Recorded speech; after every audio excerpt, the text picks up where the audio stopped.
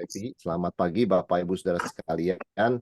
Kita bersyukur boleh kembali bersama-sama di dalam PA The Mission ini meneruskan studi kita dari surat Roma. Sebelum kita mulai sekali lagi, mari kita mohon pimpinan Tuhan. Kita berdoa. Tuhan, terima kasih untuk kesempatan yang Kau kembali berikan. Minggu demi minggu kami belajar firman-Mu, belajar berbagai topik yang penting bagi kehidupan dan pertumbuhan kami sebagai orang Kristen. Dan juga hari ini, pagi hari ini, kami serahkan pembahasan kami dari Roma 12. Biarlah Tuhan hidup kami boleh sungguh mengalami transformasi seperti yang firman-Mu katakan. Dan kami mohon Roh-Mu yang kudus memberi kami pengertian, pencerahan, hikmat, dan juga kekuatan untuk boleh mengerti dan melakukan apa yang firman-Mu katakan. Kami serahkan hamba-Mu dan setiap kami, Tuhan yang berkati PA kami dari awal sampai akhir. Kiranya nama Tuhan dimuliakan dan setiap kami boleh sungguh diberkati dan diperlengkapi. Dalam nama Tuhan Yesus kami berdoa. Amin. Oke, Bapak Ibu, kita akan bersama-sama melihat satu bagian firman Tuhan yang terkenal ya, yaitu Roma 12. Kita akan bersama-sama melihat satu tema dengan satu bagian dengan tema transformasi ya. Kita baca pertama-tama ayat yang pertama ya, dan kedua. Karena itu, saudara-saudara, demi kemurahan Allah, aku menasihatkan kamu supaya kamu mempersembahkan tubuhmu sebagai persembahan yang hidup, yang kudus, dan yang berkenan kepada Allah. Itu adalah ibadahmu yang sejati. Janganlah kamu menjadi serupa dengan dunia ini, tetapi berubahlah oleh pembaharuan budimu, sehingga kamu dapat membedakan manakah kehendak Allah, apa yang baik, yang berkenan kepada Allah, dan yang sempurna. Saudara, Roma 12 ini adalah bagian yang kita sebut praktika ya. 1 sampai 11 itu kan doktrin. Termasuk 9 sampai 11 kan masa depan Israel, kita sudah bicara ya. 1 sampai 8 itu kan Injil. Ya, jadi pembenaran dosa, pembenaran, penyucian, kesatuan dengan Kristus, peranan Taurat ya, dan juga peranan Roh Kudus ya. Jadi semua doktrin ya. 9 sampai 11 itu masa depan Israel. Penjelasan kenapa Israel waktu itu banyak nggak percaya ya. Nah, pasal 12 ini adalah implikasi praktis ya. Kalau kita sudah mengerti, kita sudah tahu bahwa kita diselamatkan oleh Injil dan Tuhan punya rencana untuk umatnya begitu ya di masa depannya. Bagaimana kita masih hidup sekarang? Kita sudah terima Injil, kita terima semua berkat, tidak ada yang bisa memisahkan kita dari kasih Allah. Jadi sekarang ini kita mesti bagaimana? Roma 12 adalah respons terhadap seluruh kebenaran firman Tuhan yang dinyatakan dalam Roma 1 sampai 11. Karena itu, ya kata kunci kita katakan ini komitmen. Kalau Tuhan sudah begitu berkomitmen kepada kita, maka kita harus berkomitmen juga, saudara sekalian. Ya, dia sangat berkomitmen dalam keselamatan kita, sehingga dari kita di bawah murka Allah, sampai tidak ada yang bisa memisahkan kita dari kasih Allah selama-lamanya. Itu luar biasa ya. Roma 1 ayat 18 bicara mengenai murka Allah dan semua orang ada di bawah murka Allah. Saudara sekalian, sampai tidak ada yang bisa memisahkan kita dari kasih Allah. Jadi betul-betul Tuhan all the way ya, komitmen ya. Apa yang dia mulai dia pasti akhiri dengan baik, dengan sempurna begitu loh. Dia melakukan segala yang diperlukan untuk menyelamatkan ya, memberikan kita keselamatan sampai kekekalan. Maka saudara sekalian, ada 4 ya dimensi komitmen Kristen sebagai respons kepada komitmen Tuhan. Ya, komitmen Tuhan menyelamatkan kita. Yaitu dasarnya apa sih? Kita berkomitmen ya. Kemudian apa itu yang dimaksud dengan komitmen Kristen begitu ya. Lalu panggilannya apa sebagai orang Kristen ya, dan apa hasilnya? Kita akan lihat satu persatu saudara sekalian ya, dasar komitmen. Ini ayat yang kita baca tadi, karena itu saudara-saudara, demi kemurahan Allah aku menasihatkan kamu supaya kamu mempersembahkan tubuhmu sebagai persembahan yang hidup, yang kudus, dan yang berkenan kepada Allah. Saudara, kata karena itu ya, itu ya. Jadi itu respon kita ya. Karena itu apa ya? Itu kemurahan Allah ya. Demi kemurahan Allah. Itu kan katanya plural ya, mercies ya. Berarti banyak. Ya itu banyak itu apa? Pengampunan, keselamatan, Roh Kudus, pembenaran, kesatuan dengan Kristus, penyucian, dan semua berkat ya. Bahkan di dalam kesengsaraan kita bermegah dan semua berkat yang dituliskan sebelumnya oleh Rasul Paulus. Karena Tuhan begitu murah hati ya dan berlimpah kasih setianya, karena itu ya itu yang dimaksud dengan komitmen saudara sekalian ya. Jadi kemurahan Allah itu salah satunya hadiah status benar yang kita terima berdasarkan iman saja. Nah, ini adalah sesuatu yang tidak ada dalam imajinasi manusia. Bagaimana orang terdakwa berdosa di bawah murka Allah bisa keluar dengan vonis benar. Itu tidak masuk di nalar manusia ya. Paling sedikit ada hukuman. Ini tidak, saudara sekalian, betul-betul kita dibenarkan ya. Eh, Sehingga ketika kita mengerti teologi ini, maka kita harus menyembah. Seperti kita sudah bicara di pasal 11 ya. Segala sesuatu adalah dari Dia, oleh Dia, dan bagi Dia, kepada Dia, bagi Dialah kemuliaan sampai selama-lamanya. Maka sekarang respon kita adalah komitmen melayani, saudara sekalian. Kita sudah tahu kebenaran, kita sudah beribadah, berlutut menyembah Tuhan yang telah menyatakan kebenarannya, dan kita belajar melayani Dia dengan penuh komitmen. Saudara, satu pujian yang ditulis oleh seorang bernama Isaac Watts ya. Dia berkata, love so amazing, so divine ya. Kasih yang begitu ajaib, begitu ilahi, demands my soul, my life, my all. Menuntut jiwaku, hidupku, dan totalitas keseluruhan yang aku punya, my all ya. Jadi inilah saudara sekalian ya, panggilan dari anugerah Tuhan supaya kita itu memberikan semuanya, mempersembahkan tubuh kita yang adalah wakil dari keseluruhan diri kita ya. Saudara, anugerah Allah akan selalu mendorong kita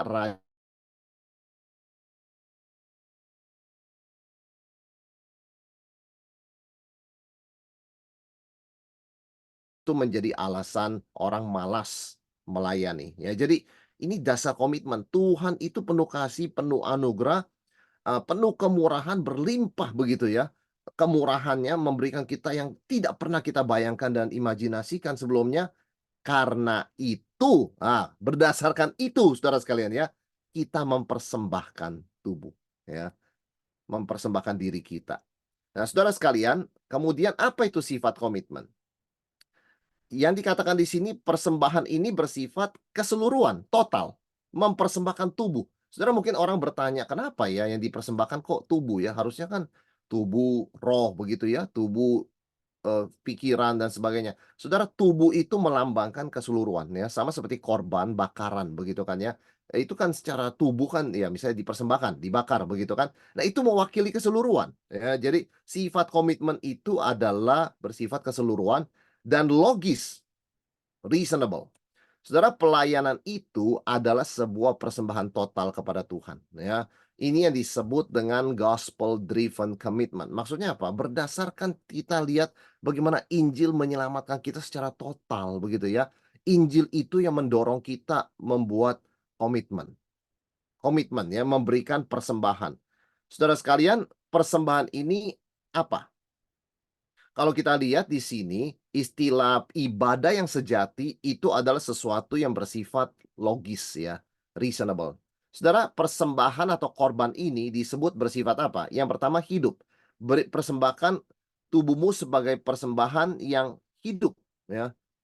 Itu yang pertama living ya. Artinya beda dengan korban di perjanjian lama, misalnya hewan yang dibakar, itu kan mati. Sekali aja mempersembahkan selesai ya.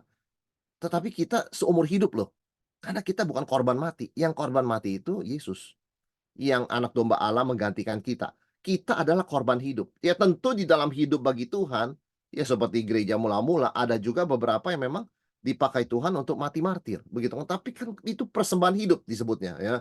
Persembahan keseluruhan hidup ya. Berbeda dengan perjanjian lama, di mana hewan-hewan itu nggak disebut korban hidup. Itu kan mati sekali dikorbankan. Tapi kita, karena Yesus sudah mati bagi kita, kita tuh korban hidup, saudara sekalian. Jadi ada sesuatu yang baru loh ya. Ada sesuatu yang baru di dalam Kristus. Yaitu ada yang namanya living sacrifice. Nggak ada istilah living sacrifice. Yang namanya sacrifice pasti mati. Satu-satunya yang disebut dengan korban hidup cuma orang Kristen, saudara sekalian. Seluruh hidupnya untuk Tuhan. Ya. Kemudian juga kudus, ya persembahan yang hidup, yang kudus. Kudus itu artinya dipisahkan, dikhususkan untuk Tuhan. Ya. Kemudian dan yang berkenan kepada Allah, ya, yaitu menyenangkan Tuhan, serupa dengan Kristus, begitu kan? Dan saudara ingat korban itu di perjanjian lama, itu kan selalu ada aromanya ya, kalau dibakar itu lemaknya itu kan naik ke atas, itu adalah wewangian atau aroma buat Tuhan, menyenangkan Tuhan. Kira-kira begitu. Kita hidup ini seperti korban bakaran, tetapi kita korban hidup. Namun apa yang kita lakukan sesuai dengan sifat Tuhan, firman Tuhan, itu adalah aroma yang harum di hadapan Tuhan, menyenangkan buat Tuhan ya. Nah, saudara sekalian, kalau kita lihat bahasa korban dan sebagainya, ini kan biasanya bahasa imam begitu ya. Hanya imam yang mempersembahkan korban. Orang titip ke imam. Tetapi di perjanjian baru, kita semua imam. Kamulah imamat rajani. Jadi, bukan hanya pendeta, bukan hanya penginjil, saudara sekalian ya. Everyone, semua orang Kristen adalah imam, dan karena itu kita berkomitmen mempersembahkan ya semuanya ya, totalitas hidup kita untuk Tuhan. Dan sekali lagi komitmen ini bersifat total dan logikos atau logis. Dikatakan ini adalah ibadahmu yang sejati. Saudara sekalian, kata sejati di situ adalah artinya logikos, logis. Jadi kalau orang mempersembahkan dirinya, memberikan komitmen total kepada Tuhan, itu logis. Karena Tuhan sudah memberikan everything. Memberikan semuanya. Ya. Jadi ketika kita mengenal Tuhan dan anugerahnya, nggak ada setengah-setengah, nggak ada parsial. Itu tidak logis ya, pasti total ya. Sehingga yang mau dikatakan oleh Paulus di sini, kalau orang tidak mempersembahkan secara total keseluruhan hidupnya, maka dia tidak logis. Sebab itu orang yang hidup demikian pasti kontradiktif, pasti juga tidak bertumbuh, pasti tidak berbuah karena tidak logis. Yang logis adalah Tuhan sudah give everything, then we give everything back to him. Begitu kan, seluruh hidup kita, waktu kita, tenaga kita dalam pekerjaan, dalam keluarga, kita berikan secara total, yaitu komitmen kita kepada Tuhan ya. Jadi kita berikan kepada Dia dan selalu tergantung kepadanya sesuai dengan sifat-sifatnya. Saudara, tanpa komitmen ini ya, tanpa komitmen ini, ibadah dan pelayanan kita bukanlah ibadah pelayanan yang sejati. Ya, ini yang kita harus ingat. Nah, saudara sekalian, lalu ini sifat komitmen ya, berarti bersifat total dan logis, begitu ya. Lalu kemudian apa tugas komitmen? Nah, di ayat kedua dikatakan jangan menjadi serupa dengan dunia ini. Saudara, melainkan berubahlah boleh pembaharuan budimu atau pikiran ya. Istilah budi itu kan pikiran, arti akal budi. Saudara, serupa itu menggunakan kata skema ya. Artinya taktik begitu ya. Seringkali yang dari dunia mempengaruhi kita itu taktiknya begitu ya. Jangan mengikuti taktik dan cara pikir zaman ini, zaman yang jahat. Saudara, istilah dunia di dalam bahasa aslinya bukan dunia, zaman ya. Jadi kalau orang tanya, maksudnya apa ya Pak? Jangan serupa dengan dunia ini. Jangan ikut-ikutan spirit zaman ini.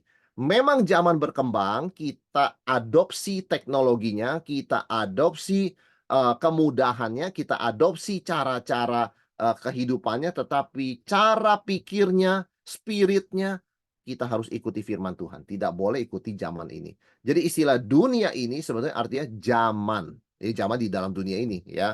Nah, mengapa saudara sekalian mudah bagi kita mengikuti cara pikir dunia ini atau mengikuti cara pikir zaman ini?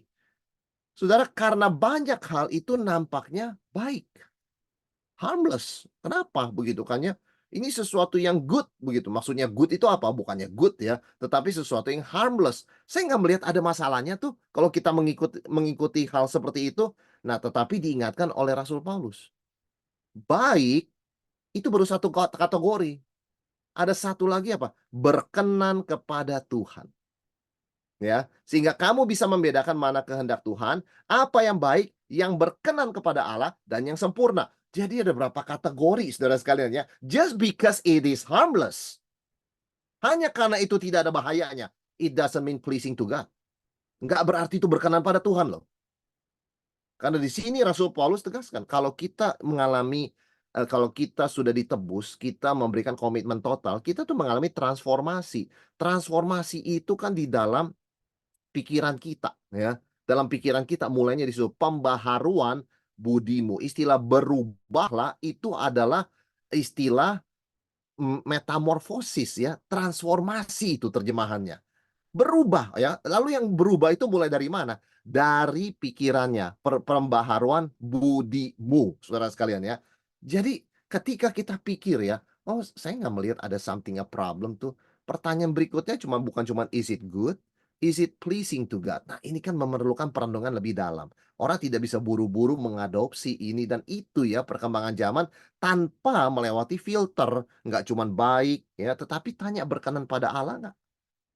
Nah, itu sebabnya kita harus selektif dan kritis, mulai di dalam pikiran kita. Dan kata berubah di sini memang menggunakan kata metamorfosis seperti saya katakan tadi, yang diterjemahkannya transformasi ya. Metamorfosis kita tahu kan ya dari ulat pelan-pelan bermetamorfosis menjadi kupu-kupu ya. Itu metamorfosis, itu dalam bahasa biologi Saudara sekalian. Nah, kata berubah ini digunakan juga untuk Yesus, perhatikan. Tapi apa maksudnya? Dikatakan ketika Yesus naik ke gunung bersama dengan murid-muridnya, 3 orang ya, Petrus, Yakobus, Yohanes, Yesus berubah tanda kutip di depan mata mereka. Maksudnya bertransformasi, menyatakan ya keilahiannya. Saudara sekalian, artinya transformasi di sini bukan Yesus berubah jadi orang lain loh ya, tetapi menyatakan apa yang tersembunyi. Ternyata dia itu anak Allah. Ya, sampai Petrus, Yakobus, Yohanes ketakutan karena melihat dia cahayanya tuh sangat mulia begitu kan. Mereka tidak menyangka begitu kan, baru mereka tahu bahwa guru yang mereka ikuti ini bukan sekedar guru begitu ya, dia adalah anak Allah sendiri. Nah, saudara sekalian, di sini kalau kita bicara mengenai transformasi, apa sih orang Kristen berubah itu? Nyatakan jati dirimu sebagai orang Kristen. Kita anak Tuhan, ya itu masih tersembunyi. Nggak ada orang yang lihat kita anak Tuhan. KTP pun Kristen bukan berarti jaminan dia anak Tuhan. Kan yang tahu cuma Roh Kudus dan kita.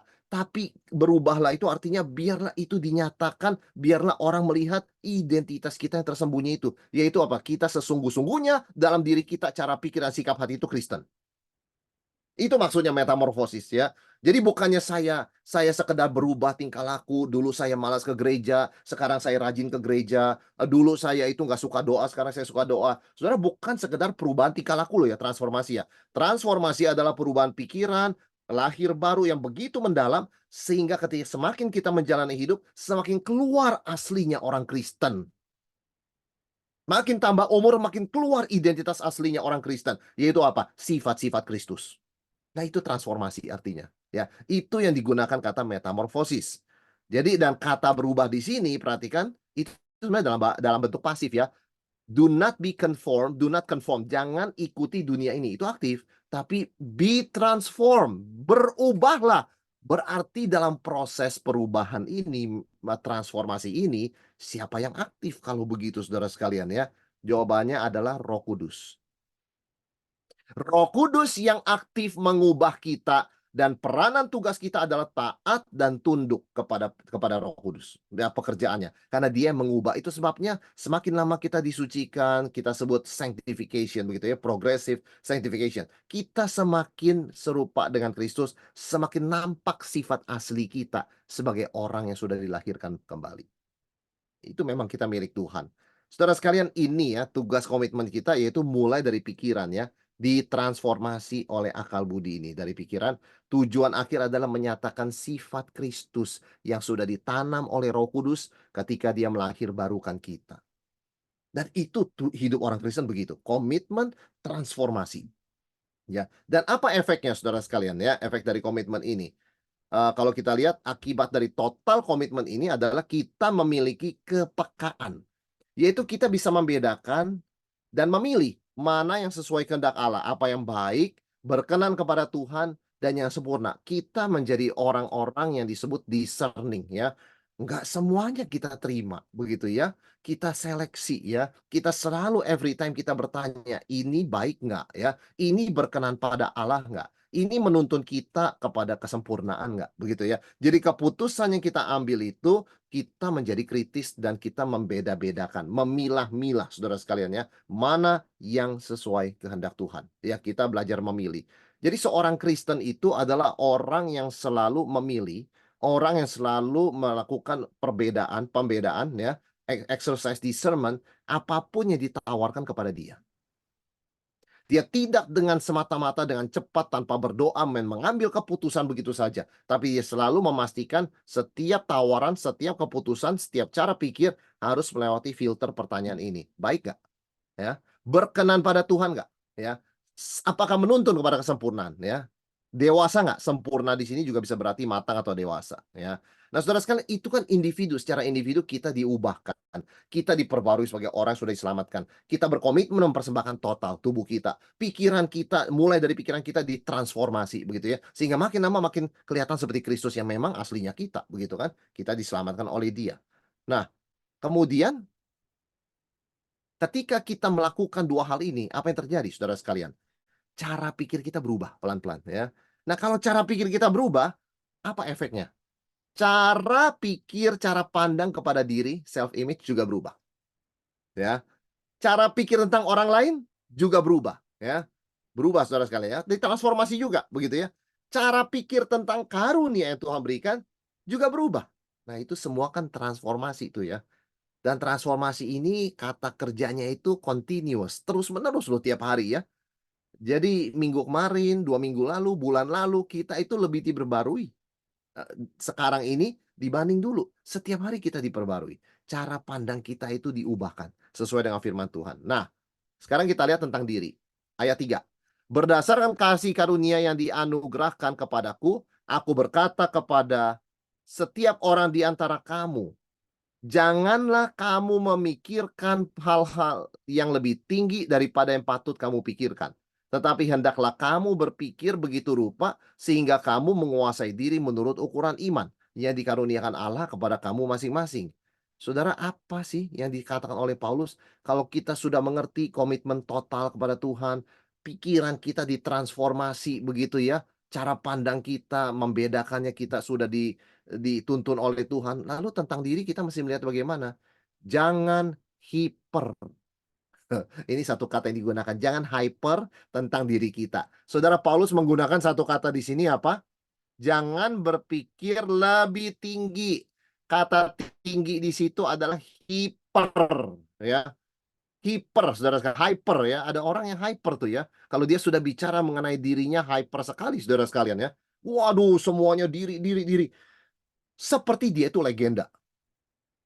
Seperti dia itu a legend. Paulus katakan, jangan mikir begitu tentang diri kita ya. Di dunia ini mungkin selebriti, tokoh-tokoh terkenal mengatakan, aku adalah tokoh sejarah, pelaku sejarah, saksi sejarah, apapun katanya. Kita melihat diri kita karena pikiran sudah transformasi, kita tidak mau hyper, saudara sekalian ya. Jangan mau mikir terlalu tinggi. Ada dua bentuk manifestasi konsep diri yang superior ya, merasa diri tinggi. Yaitu apa saudara sekalian? Yang pertama merasa diri better than others. Oh, saya mah lebih hebat dari orang lain semua. Saya mah lebih begini, lebih begini.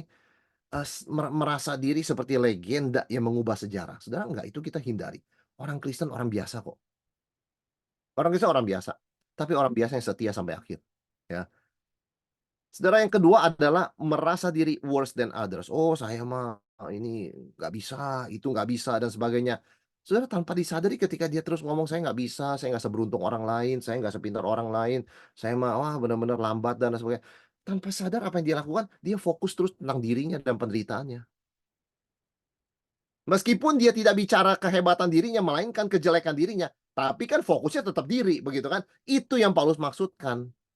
Kita mesti hindari self-centered, berpusat pada diri. Baik itu merasa superior, lebih hebat dari orang lain, atau menangisi diri dan minta seluruh dunia melihat kita menangisi diri. Jadi I am the center masih, ya.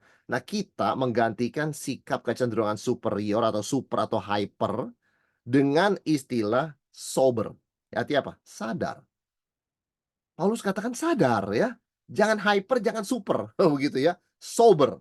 Artinya sadar. Yaitu sesuai dengan realita. Jangan lebih tinggi dari yang patut kita pikirkan, melainkan menguasai diri menurut ukuran iman yang tiap-tiap orang punya dari Tuhan. Dan itu lain-lain, saudara sekalian ya. Setiap satu keluarga pun ukuran imannya lain-lain ya. Suami istri pun ukuran imannya lain ya. Saudara seiman di gereja, ukuran imannya juga lain.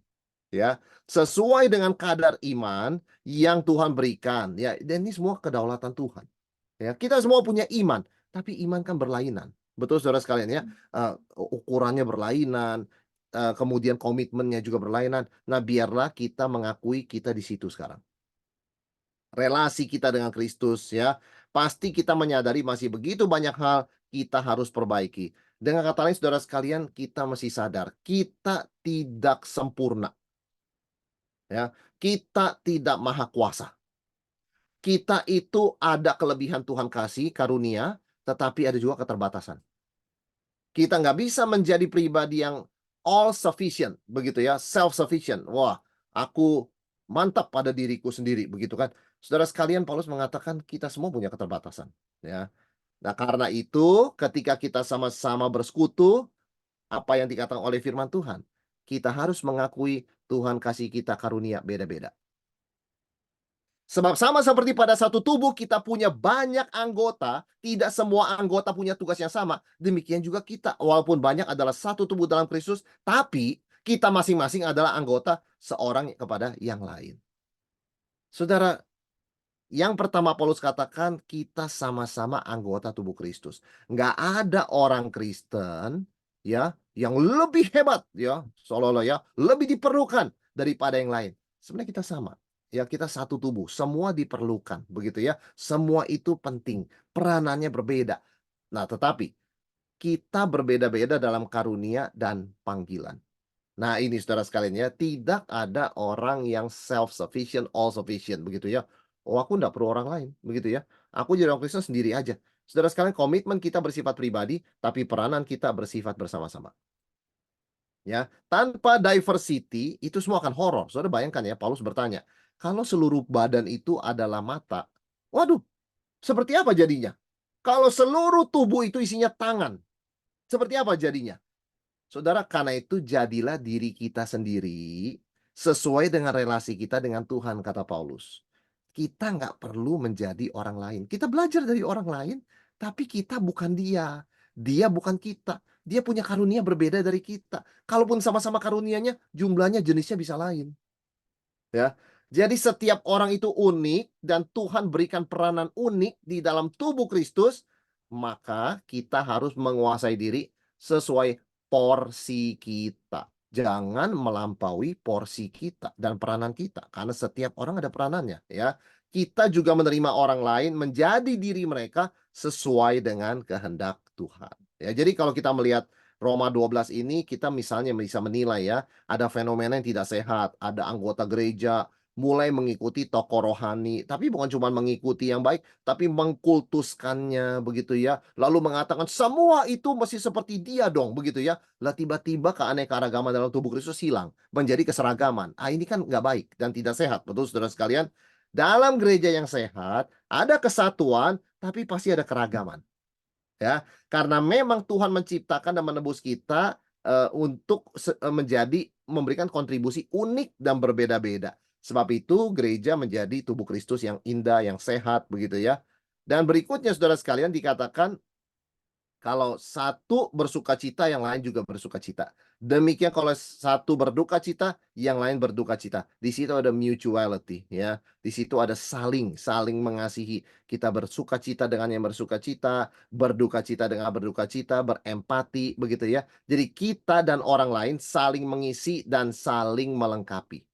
Jadi perhatikan kita menerima anugerah Tuhan, kemudian kita berkomitmen total dan logis begitu ya, ibadah yang sejati, kemudian kita mengalami transformasi dalam pikiran, cara pandang kita tentang diri tidak hiper, tidak super ya, tetapi sober, sadar begitu ya. Saya begini Tuhan kasih, saya bersyukur. Dan cara pandang kita tentang orang lain juga begitu. Kita saling melengkapi, saling mengisi, namun kita satu tubuh di dalam Kristus. Ya. Nah, berikutnya saudara sekalian, Paulus bicara tentang karunia rohani. Ya, prinsipnya apa? Semua orang percaya punya karunia rohani. Nggak ada orang percaya yang tidak punya karunia rohani. Mau jumlahnya sedikit, jumlahnya banyak, jenisnya sedikit, jenisnya banyak, apapun itu, semua orang punya. Ya. Dan sekali lagi, Roma 12 ini adalah daftar umum ya. Jadi kalau saudara mengatakan, oh karunia cuma segini toh. Enggak. Ini daftar umum yang kalau kita lihat di bagian lain, ada daftar yang lebih panjang. Dan di luar daripada yang tuliskan di Alkitab juga kita bisa lebih spesifik ya. Karunia memimpin ya. Memimpin apa? Memimpin di dalam perusahaan atau memimpin pemimpin seperti komandan ya, pemimpin seperti bapak yang mengayomi, pemimpin seperti apa? Seperti teman begitu ya, yang berjalan bersama-sama. Itu kan bisa spesifik lagi ya kalau kita bicarakan aplikasi loh ya. Jadi ini adalah daftar karunia at least memberikan kepada kita bahwa itu beda-beda ya. Karunia rohani itu berbeda dalam kadar dan stylenya. Ada pemimpin kayak komandan perang ya. Dan orang cocok begitu loh dipimpin. Pokoknya utara, semua ke utara begitu kan. Enak kalau dia pimpin mah. Set gitu ya. Nah, ada pemimpin yang lebih meditatif ya, lebih merenung, kasih saya waktu sebentar ya sebelum saya ambil keputusan. Ada yang begitu Saudara sekalian ya. Ada pemimpin seperti teman ya, berdiri sama tinggi, duduk sama rendah begitu kan. Ada juga pemimpin tipenya seperti pemimpin seperti orang tua begitu kan. Macam-macam stylenya ya. Demikian pula seorang pengkhotbah, demikian pula orang yang mengajar, orang membagi-bagikan begitu. Saudara, kalau kita lihat di sini daftar karunia, ada yang melayani ya. Yang di situ melayani itu menggunakan kata diaken, deacon ya. Itu melayani dengan segenap hati ya. Jadi bukan sekedar posisi pelayanan sebagai diaken majelis, tapi melayani. Ya, sebenarnya posisi itu melayani. Yang berikutnya adalah mengajar. Nah, ini berhubungan dengan pikiran ya. Jadi mengubahkan pikiran orang, memberi pengetahuan firman, memberikan apa ya, challenging supaya dia pikirannya berubah.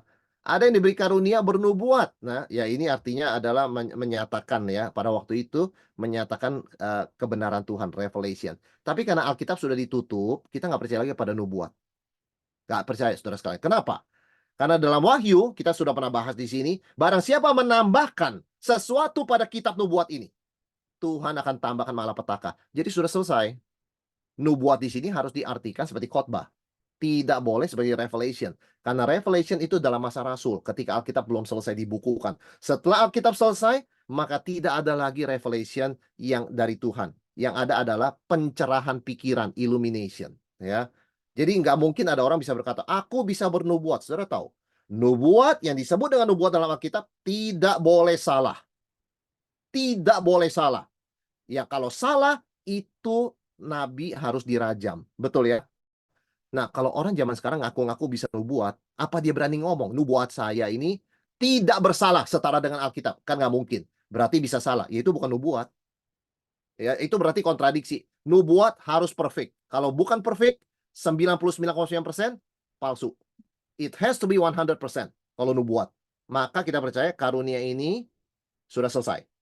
Terkecuali dipengerti untuk berkhotbah. Nah, itu lain ya. Berkhotbah itu ya nubuat di sini bisa diartikan berkhotbah, tapi bukan nubuat seorang nabi, tapi adalah penjelasan seorang pengkhotbah. Berikutnya menasihati ayat 8. Jika karunia menasihati, baiklah kita menasihati. Konselor ya, ada orang wah diberikan karunia berkhotbah, tapi kalau konseling nggak bisa. Ada orang diberikan karunia konseling, disuruh mengajar nggak bisa atau nggak efektif begitu kan? Itu memang beda-beda Bapak Ibu Saudara sekalian ya. Menasihat itu berarti dia salah satunya punya telinga bisa listening. Orang ngomong apa dia tangkap hatinya. Nggak cuman masa begitu aja nggak bisa. Nah itu kan kurang ada listening begitu kan. Ketika lihat orang menangis masa gini aja nangis, itu tidak ada listening. Kan harusnya tanya seperti Yesus pada Maria Magdalena. Mengapa ibu, mengapa engkau menangis? Padahal Yesus tahu kenapa dia menangis. Yesus punya listening tuh, penasihat ajaib Yesus. Ya, siapa yang kau cari? Kan Yesus tahu siapa yang Maria Magdalena cari. Kenapa tanya? Karena dia punya telinga mau dengar dari mulut Maria sendiri. Itu konselor. Ya, dia bisa punya telinga dan hati, nangkap tuh emosi orang. Ya, di balik kata-kata, di balik air matanya. Nah, ada juga orang diberi karunia memberi, saudara sekalian ya, memberi. Barang siapa membagi-bagikan sesuatu, hendaklah dia membagikannya dengan hati yang ikhlas ya. Saudara, setiap kita memang wajib memberi ya, tetapi ada ya, orang yang, memberinya itu luar biasa ya, memberinya luar biasa ya. Kita semua memberi, tapi ada yang memberi luar biasa ya. Kita tahu ada orang seperti itu ya. Berikutnya adalah kepemimpinan ya, siapa yang memberi pimpinan, leadership, hendaklah ia melakukannya dengan rajin ya. Kemudian kemurahan, diakonia, ada orang yang Wah, peka nih ya, saudara sekalian ya. Kalau lihat kebutuhan orang, peka dia. Dia bisa peka begitu ya, waduh ini ibu baru ditinggalkan suaminya begitu ya. Dia bisa langsung kontak berapa teman ya, eee, "Apa boleh ya kita temenin dia selama 1 bulan ini kita bergantian. Mungkin bagaimana kita mungkin kalau dia berkenan ya kita, mungkin bantu dia setiap hari, kita masakin makanan." Peka deh itu saudara sekalian ya, ada orang yang seperti itu loh, ya. Dan dia melakukannya dengan sukacita ya kan, ada orang, ya kita ngerti sih kita mesti bantu, tapi berat juga ya, kan saya juga sibuk loh.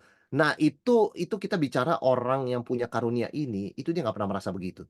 Ya, senang pokoknya melakukannya saudara sekalian ya. Kita juga senang, tetapi, orang yang punya karunia ini lebih senang lagi, ya, dan lebih lebih kreatif saudara sekalian ya, itu namanya karunia, ya. Tapi setiap kita sebenarnya dipanggil ya, mengajar setiap kita juga mesti mengajar dong ya. Kemudian menasihati, kita juga mesti menasihati, menguatkan, mengingatkan, memberi, kita semua wajib memberi ya, memimpin, in a way kita semua juga mesti jadi teladan begitu ya, pemimpin kan adalah teladan. Kemudian kemurahan, peka kepada kebutuhan orang, in a way kita juga begitu. Tapi yang disebut dengan karunia, orang itu punya kadarnya, porsinya lebih besar daripada yang biasa. Itu maksudnya, ya. Seorang ibu bisa mengajar anaknya, tapi bukan berarti dia dipanggil jadi pendeta dan pengajar pengkhotbah loh, ya. Jadi ini yang disebut dengan karunia. Karunia berkhotbah, mengajar. Nah, itu lain porsinya. Porsinya lain dengan bapak atau ibu mengajarkan anaknya di rumah tangga, itu beda. Ya ini karunia ini bicara pembangunan tubuh Kristus publik di gereja ya, bukan sekedar pribadi-pribadi. Nah, itu orang beda-beda, Bapak Ibu Saudara sekalian ya, dan kita bersyukur gereja Tuhan diberkati oleh keanekaragaman karunia, ya. Tapi yang penting Saudara sekalian, apa yang Paulus mau katakan di sini? Kasih. Nah, ini dia ya. Hendaklah kasih itu jangan pura-pura, jauhilah yang jahat, lakukan yang baik. Hendaklah kamu saling mengasihi. Jadi di atas karunia, kasih. Di 1 Korintus kan juga dikatakan begitu ya. Paulus bicara 1 Korintus 12 karunia, 1 Korintus 14 karunia, tapi 1 Korintus 13 kasih. Kasih itu jantungnya yang mengikat segala keanekaragaman. Kalau tidak ada kasih, maka karunia beraneka ragam jadi ajang kompetisi. Ayo siapa lebih hebat, siapa lebih jago begitu kan? Saudara sekalian, tidak. Kita beraneka ragam tetap satu. Kenapa? Karena kita sama-sama tubuh Kristus dan diikat oleh kasih. Kasihnya itu kasih agape. Artinya apa? Tetap mengasihi meskipun ditolak dan dilukai. Ini yang kita sebut dengan God-like love. Di gereja, sebagai sesama anak Tuhan dalam persekutuan, pasti kita pernah terluka. Pasti tanpa sengaja kita pernah melukai orang dengan sikap perkataan kita. Saudara sekalian ya. Tetapi kenapa kita bisa tetap hidup sebagai sesama anggota tubuh Kristus dan melayani dengan karunia masing-masing? Karena ada kasih agape. Seperti Tuhan mengampuni aku, yang melukai dia, aku mengampuni sesamaku, saudaraku, yang melukai aku. Dia nggak sengaja kali, dia nggak sadar kali, begitu kan? Kalaupun nampaknya dia sadar, dia belum matang kerohaniannya, maka dia melukai aku dan dia tidak sadar dia melukai. Dan saya juga pernah begitu. Itu kasih agape. Jadi Paulus katakan di balik semua aneka ragam karunia yang indah ini, ingat, harus ada kasih. Kalau nggak ada, ini jadi ajang pertempuran dan kompetisi. Ya, tubuh Kristus akan porak-poranda kalau begini. Dan kasih harusnya menjadi dasar segala tingkah laku orang Kristen. Saudara, ini satu yang simpel ya, tetapi tidak mudah. Dan kasih itu harus tulus ya. Jangan kasih itu pura-pura. Banyak orang merasa mengasihi orang yang mereka sebenarnya tidak pedulikan. Saudara, apa istilah tidak pura-pura di sini? Anipokritos, artinya apa? Tidak boleh munafik.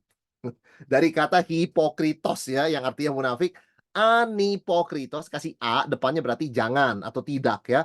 Kasih Kristen itu tidak munafik. Bukan sandiwara. Kalau aku harus mengasihi dia, aku akan lakukan dengan tulus. Aku nggak mau di depannya mengasihi, dalam hatinya sangat membenci. Enggak. Nah, itu maksud Paulus. Biarlah kamu mengerti apa itu kasih, feeling kamu yang tadinya nggak mengasihi, diajak dituntun supaya mengasihi. Supaya antara yang di hati dengan yang ditampilkan sama, tidak pura-pura. Itu maksudnya tulus. Ya, itu maksudnya kasih itu jangan pura-pura. Bahasa Indonesia lebih tepat ya. Karena di bahasa Inggris dikatakan love must be sincere. Ya, kita kan nggak ngerti kasih itu mesti tulus. Apa itu tulus? Dalam bahasa aslinya anipokritos, jangan munafik maksudnya. Itu jangan pura-pura. Dan implikasi kalau kita punya kasih, yaitu apa? Secara moralitas kita juga jadi orang yang baik begitu ya, menjauhi apa yang jahat. Saudara, orang Kristen seharusnya lebih bermoral dari mereka yang tidak percaya Injil. Kenapa? Karena moralitas mereka berdasarkan hukum. Moralitas kita berdasarkan kasih dan itu lebih menuntut, lebih strong ya. Itu sebabnya kita harus sungguh-sungguh serius soal moralitas ya. Dan juga kasih seperti keluarga, yaitu apa? Saling mendahului dalam memberi hormat. Kenapa sih kalau saya nyapa orang dulu? Kenapa saya mesti tunggu disapa? Bahkan kalau saya belanja misalnya ya, ini kan kalau kita belanja misalnya, ini kan bukan saudara seiman begitu ya. Mungkin bukan saudara seiman, kita kan nggak tahu, kita nggak kenal sama kasirnya. Ya kenapa kita tidak menyapa dulu? Oh saya raja, saya pembeli begitu kan. Enggak harus begitu juga kan saudara sekalian ya. Saling mendahului dalam memberi hormat. Kalau kita praktekkan itu di antara saudara seiman, pasti kita dengan orang dunia juga begitu. Itu kan kebiasaan. Nah ini kesaksian kita keluar dari situ loh. Dari diri transformasi, kepada pandangan tentang diri, kepada relasi dengan saudara seiman dalam gereja, sampai akhirnya nanti pada dunia. Ini kan mengalir terus di pasal 12. Dan juga semangat dalam pelayanan, hendaklah kau rohmu menyala-nyala dan layanilah Tuhan. Saudara, orang kalau pelayanan lemas-lemasan itu salah. Ya, Tuhan layak menerima fire ya, menerima api semangat kita itu ya. Be on fire for the Lord begitu ya. Kita tuh mesti berapi-api buat Tuhan. Tapi kalau saya lagi lemas bagaimana? Ya angkat diri kita dengan kuatan Tuhan. Tuhan berikan saya kuatan karena Tuhan layak menerima semangat the best ya. Peduli ya khususnya kepada yang berkekurangan ya. Bersukacita dalam pengharapan, sabar dalam kesesakan, bertekunlah dalam doa. Nah ini, bantulah dalam kekurangan orang-orang kudus dan usahakan dirimu selalu memberikan tumpangan. Wah, saudara sekalian, ini penting ya, peduli. Jadi meskipun kita terbatas, kita juga bukan orang yang super-super bagaimana, punya harta yang nggak habis 7 turunan, nggak juga, begitu kan ya. Tetapi punya hati peduli, itu hati Yesus. Dan itu harus. Ini bukan karunia loh ya. 9 sampai 13 ini bukan karunia loh. Ini adalah kewajiban moral orang Kristen. Jadi kita nggak bisa berkata, oh saya nggak punya karunia membagi-bagikan. Bukan, itu tadi di ayat sebelumnya, itu karunia. Kalau ini kewajiban, saudara sekalian, sudah masuk ke 9 sampai 13. Nah, dari sini kalau kita praktekkan satu sama lain, maka efeknya apa? Efeknya adalah impact kita ke dalam dunia. Ayat 14 sampai 21, saudara sekalian ya. Yaitu apa? Kita bisa memberkati orang yang mengutuk kita. Nah, ini ya. Saudara, duka cita yang dibagikan berkurang menjadi setengah. Ya, karena dibagikan ya. Sukacita yang dibagikan bertambah 2 kali lipat. Nah, ini pentingnya kalau kita baca ya ayat 14 ini. Saudara sekalian menarik sekali, Paulus sudah masuk ke dalam apa? Relasi kita dengan dunia.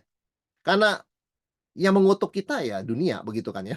Tetapi apa reaksinya kita, respon kita? Memberkati.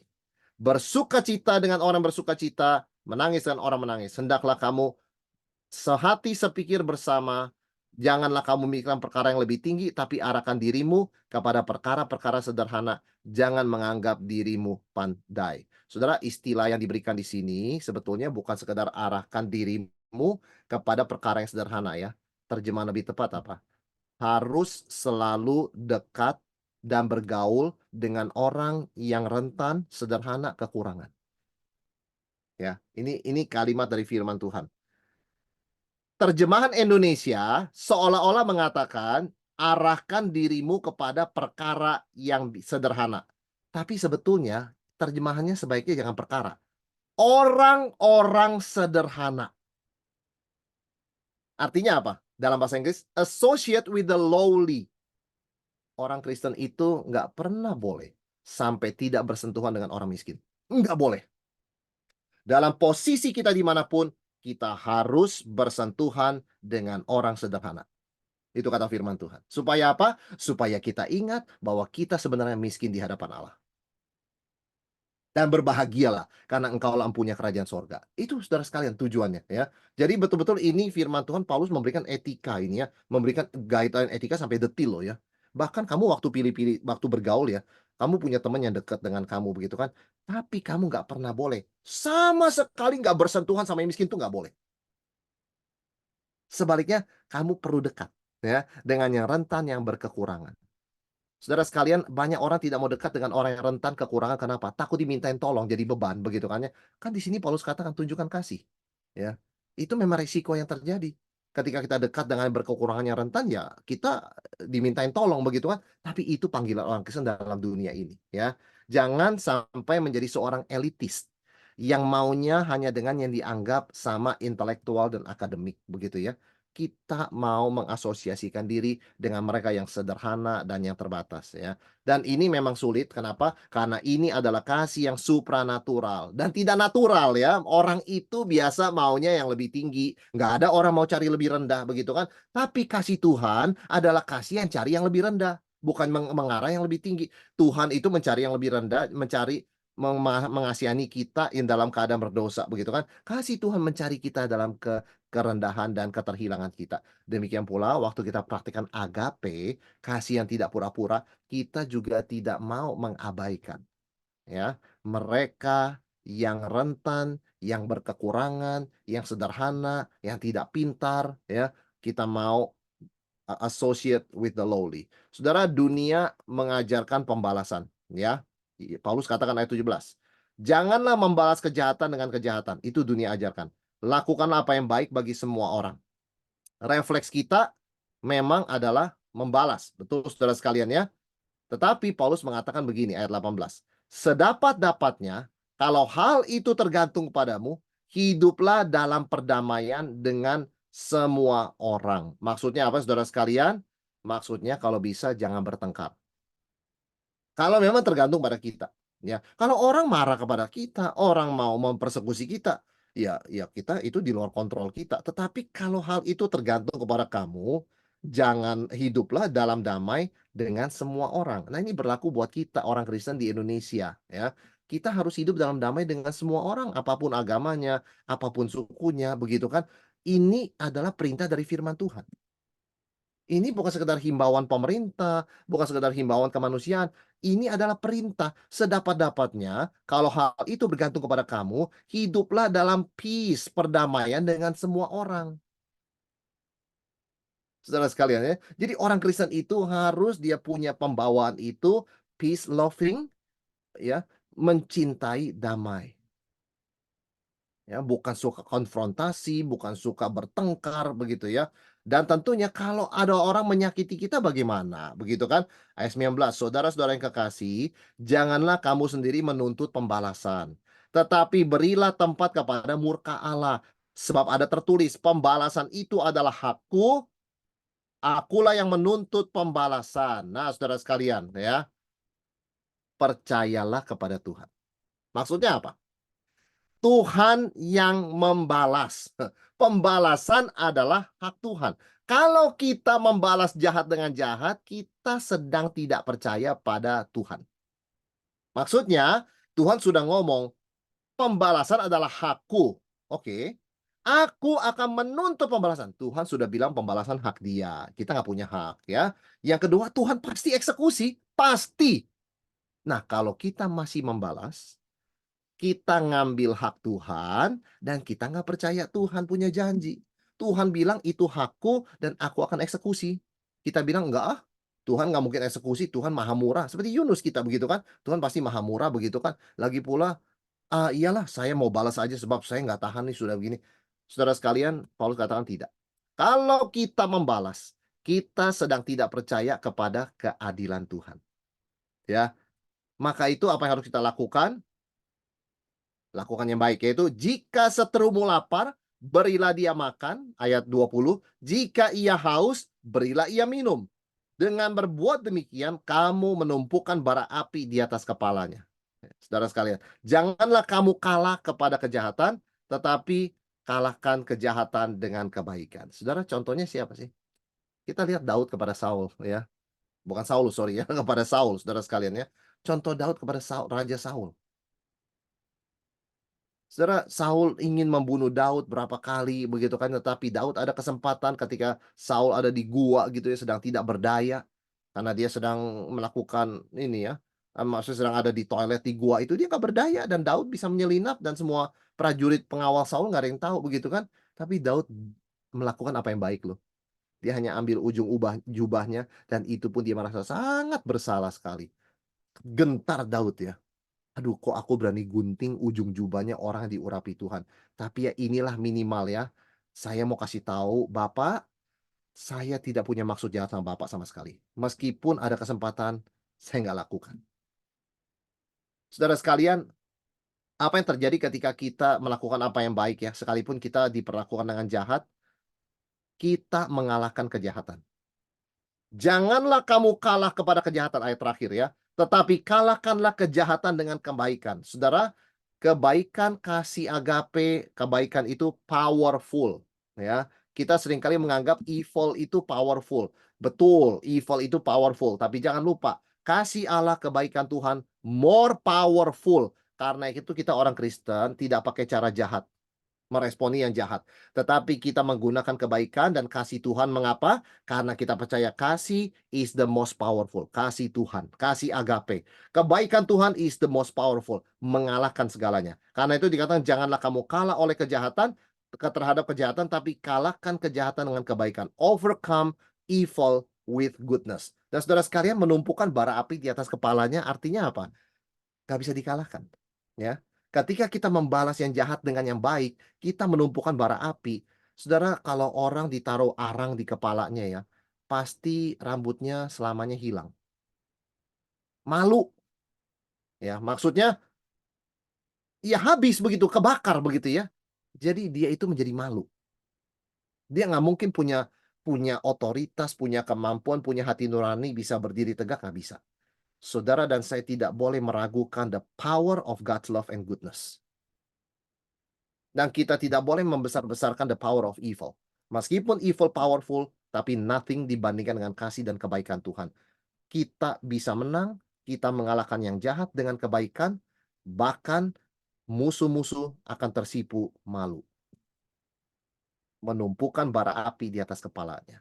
Saudara, ini yang Paulus mau kita alami ya. Transformasi dari orang yang hidup di bawah murka Tuhan sampai sudah diselamatkan menjadi anak-anak Tuhan yang terkasih, punya Roh Kudus, sampai itu bukan cuma status dalam diri kita, tapi keluar orang bisa melihat bahwa kita ini berubah loh, bertransformasi loh, yang menjadi pribadi-pribadi yang berbeda yang dari sebelumnya, dan semakin serupa dengan Kristus. Dan inilah kerinduan Tuhan ya bagi setiap kita, baik dalam diri kita, pandangan tentang diri, baik kita dalam relasi dalam gereja soal karunia, baik dalam relasi kita dengan saudara seiman secara umum saling mengasihi, baik dalam relasi kita dengan dunia, bahkan dunia yang membenci dan memusuhi kita. Kalahkan kejahatan dengan kebaikan. Oke, saudara sekalian, demikian ya Roma 12. Saya kembalikan kepada Pak Edwin ya Iya, untuk